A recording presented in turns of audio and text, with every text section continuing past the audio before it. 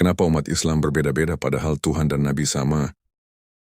Pernahkah kita bertanya, kenapa umat Islam berbeda-beda dalam memahami dan mengamalkan agama, padahal Tuhannya satu, Nabinya satu, kitabnya satu, namun praktiknya bisa sangat berbeda. Ada yang menganggap ini sunnah, yang lain bilang itu bid'ah. Ada yang yakin ini benar, yang lain justru mengingkarinya. Lalu, siapa yang benar? Apakah agama ini tidak jelas, ataukah kita yang tidak memahaminya dengan benar? Jalan kebenaran itu satu. Allah telah menegaskan, wa anna hadha sirati mustaqiman fattabi'uhu wa la tattabi'us subul.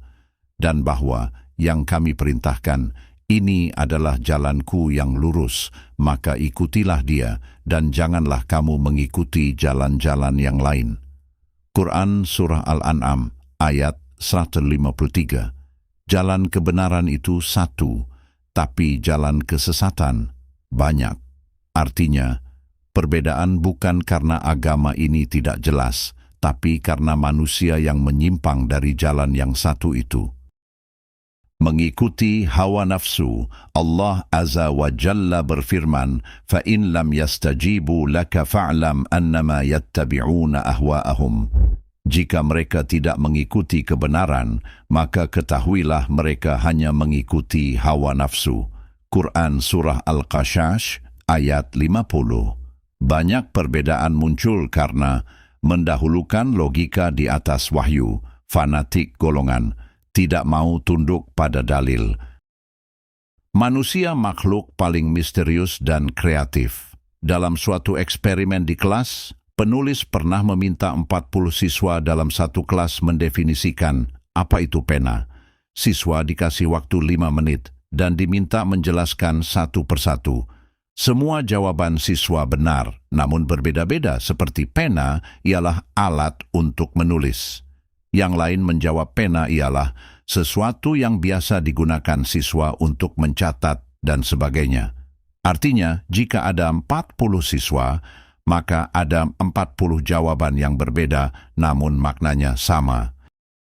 Dan jika hal ini dikaitkan dengan agama, di mana semua orang bebas untuk berpendapat tanpa mengikuti dalil sahih, maka akan banyak pemahaman agama berbeda di dunia ini.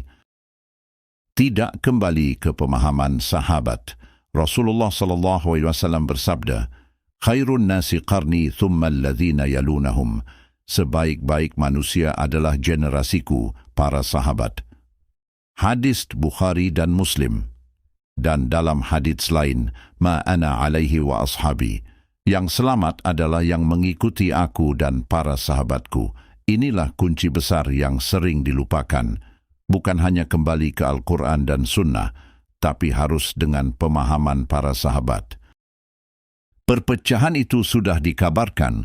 Rasulullah SAW bersabda, "Wasataftariqu ummati ala 73 firqatan."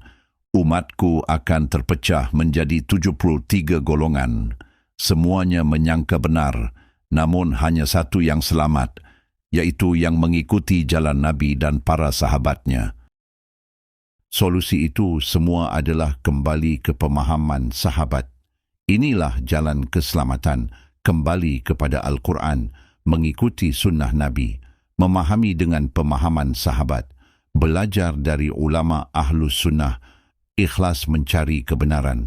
Tapi muncul pertanyaan penting, kenapa harus pemahaman sahabat?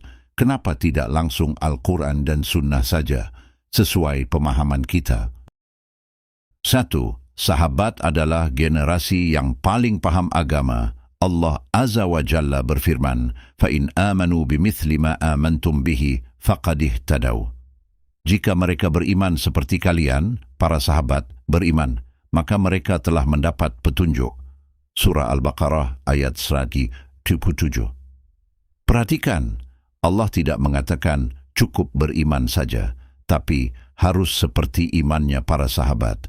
Artinya, cara memahami dan mengamalkan agama harus mengikuti mereka. 2. Mereka langsung belajar dari Nabi Sallallahu Alaihi Wasallam, para sahabat. melihat langsung bagaimana Nabi salat, mendengar langsung penjelasan beliau, menyaksikan turunnya wahyu. Mereka bukan hanya tahu dalil, mereka tahu cara memahami dalil. 3. Dipuji dan direkomendasikan oleh Allah. Allah Azza wa Jalla berfirman, "Was-sabiqunal awwalun radhiyallahu anhum wa radu anhu." Quran Surah At-Taubah ayat 100. Allah telah ridha kepada mereka. Apakah kita akan mencari jalan lain selain jalan yang Allah sudah ridha? 4. Mencegah penafsiran liar. Secara logika, kalau setiap orang bebas memahami Al-Quran, akan muncul ribuan tafsir. Semua merasa benar. Kebenaran jadi relatif. Inilah yang terjadi hari ini. Maka harus ada standar pemahaman. Dan standar itu adalah pemahaman sahabat. 5. Mereka paling ikhlas dan paling bersih hatinya. Abdullah bin Mas'ud radhiyallahu anhu berkata, "Barang siapa ingin meneladani, maka teladanilah para sahabat Nabi, karena mereka adalah yang paling bersih hatinya, paling dalam ilmunya, dan paling sedikit takaluf memaksakan diri. Mereka tidak mencari popularitas, membuat ajaran baru, mengikuti hawa nafsu. Semua penyimpangan dimulai dari meninggalkan pemahaman sahabat. Kelompok-kelompok menyimpang dalam sejarah Islam selalu berdalil dengan Al-Quran, selalu mengutip hadits.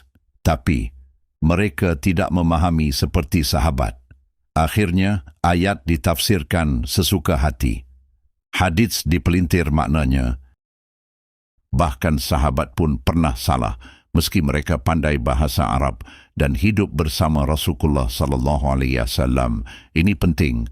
Bahkan generasi terbaik pun pernah keliru, tapi mereka langsung kembali kepada kebenaran, keutamaan sahabat. Jika mereka salah dalam memahami suatu dalil, langsung dikoreksi Nabi SAW. Kisah 1. Tayammum yang salah. Pernah berguling-guling di tanah saat tayammum. Nabi SAW meluruskan, "Innama kana yakfika hakadha." Cukup seperti ini. Lalu beliau mencontohkan cara yang benar. Pelajaran, ibadah tidak boleh dibuat-buat meskipun niatnya baik. Kisah 2. Fatwa salah yang mematikan. Seorang sahabat terluka. Ia bertanya, "Apakah boleh tidak mandi wajib?" Temannya menjawab, "Tidak boleh." Ia mandi dan meninggal. Nabi SAW bersabda, "Qataluhu qatalahumullah." Mereka telah membunuhnya. Pelajaran, berfatwa tanpa ilmu bisa membunuh. Kisah 3. Berlebihan dalam ibadah. 3 sahabat ingin syalat tanpa tidur, puasa tanpa henti, tidak menikah. Nabi SAW bersabda, "Faman raghiba an sunnati falaysa minni." Siapa yang berpaling dari sunnahku, bukan dari golonganku. Pelajaran, semangat tanpa ilmu bisa menyesatkan. Kisah 4. Salah memahami ayat. Saat turun ayat tentang kezaliman, para sahabat mengira semua dosa termasuk. Nabi SAW menjelaskan, "Innama huwa syirku." Itu maksudnya adalah syirik. Pelajaran, tidak semua ayat bisa dipahami sendiri. Penyebab perbedaan di zaman sekarang. Jika sahabat saja bisa salah, lalu bagaimana dengan kita? Perbedaan hari ini terjadi karena tidak belajar dari ulama yang benar, mengikuti tradisi tanpa dalil. Fanatik kelompok tidak ikhlas berkata, betapa banyak orang menginginkan kebaikan tapi tidak mendapatkannya. Hari ini, banyak orang berpegang pada pendapatnya. Jarang yang mau berkata, "Saya salah, saya kembali kepada sunnah." Padahal, sahabat saja ketika salah langsung kembali. Maka tanyakan pada diri kita, apakah kita ingin menjadi orang yang benar atau hanya ingin terlihat benar? Karena di hari kiamat nanti yang menyelamatkan bukan pendapat kita, tapi kebenaran yang kita ikuti. Kesimpulan logis yang tidak bisa dibantah, jika Al-Quran satu, hadits sama, tapi pemahaman berbeda-beda, maka solusi satu-satunya adalah kembali kepada pemahaman pertama yang paling murni, yaitu pemahaman para sahabat. Kalau agama ini diturunkan kepada Nabi SAW dan dipahami oleh para sahabat, maka pertanyaannya sederhana. Apakah kita lebih paham dari mereka? Jika tidak, maka keselamatan hanya ada dalam satu jalan, mengikuti mereka, bukan membuat jalan baru. Jika video ini membuka hati Anda, bagikan kepada orang lain, karena bisa jadi ini adalah jalan hidayah bagi kita semua. Semoga Allah Azza wa Jalla menunjukkan kita jalan yang lurus. Jalan orang-orang yang diberi nikmat, bukan jalan orang yang menyimpang. Amin. Sebagai penutup, mari kita simak firman Allah surah At-Taubah ayat 100. وَالسَّابِقُونَ الْأَوَّلُونَ مِنَ الْمُهَاجِرِينَ وَالْأَنصَارِ وَالَّذِينَ اتَّبَعُوهُمْ بِإِحْسَانٍ رَضِيَ اللَّهُ عَنْهُمْ وَرَضُوا عَنْهُ وَأَعَدَّ لَهُمْ جَنَّاتٍ تَجْرِي تَحْتَهَا الْأَنْهَارُ خَالِدِينَ فِيهَا أَبَدًا ذَلِكَ الْفَوْزُ الْعَظِيمُ. Artinya, orang-orang yang terdahulu lagi, yang pertama-tama masuk Islam dari kalangan Muhajirin dan Ansyar, serta orang-orang yang mengikuti mereka dengan baik, Allah ridha kepada mereka dan mereka pun ridha kepadanya. Dan Allah menyediakan bagi mereka surga-surga yang mengalir di bawahnya sungai-sungai. Mereka kekal di dalamnya selama-lamanya. Itulah kemenangan yang besar. Makna mengikuti mereka dengan baik, bi-ihsan. Ayat ini adalah dalil utama manhaj salaf. Allah tidak hanya memuji Muhajirin Ansyar, tapi juga memuji orang-orang yang mengikuti mereka dengan baik. 1. Siapa yang dimaksud? Yang dimaksud adalah generasi setelah sahabat, termasuk kita, jika ingin selamat. Dengan syarat mengikuti mereka, para sahabat, dengan cara yang benar, ihsan. Dan 2. Apa arti dengan baik, bi-ihsanin?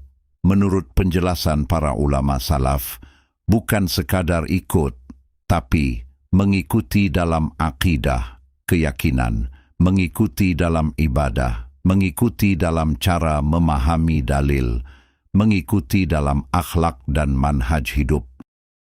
Penjelasan ulama salaf Abdullah bin Mas'ud radhiyallahu anhu berkata, barang siapa ingin meneladani, maka teladanilah para sahabat Nabi, karena mereka adalah yang paling bersih hatinya dan paling dalam ilmunya. Ini menunjukkan mereka adalah standar pemahaman agama, bukan sekadar generasi sejarah. Makna penting ayat ini. Ayat ini mengandung 3 tingkatan. Sahabat, Muhajirin, dan Ansyar, generasi terbaik yang mengikuti mereka dengan benar, jalan keselamatan, ridha Allah dan surga. Hasilnya, penegasan kuat, perhatikan baik-baik. Allah tidak mengatakan yang mengikuti Al-Quran saja atau yang mengikuti sunnah saja, tapi Allah mengatakan yang mengikuti mereka, para sahabat, dengan baik. Pelajaran besar. Kalau kita ingin selamat dari perpecahan, terhindar dari bid'ah, mendapat ridha Allah, maka jalannya jelas. Ikuti Al-Quran, ikuti sunnah, dengan pemahaman para sahabat. Wallahu a'lam bishawab. Wassalamualaikum warahmatullahi wabarakatuh.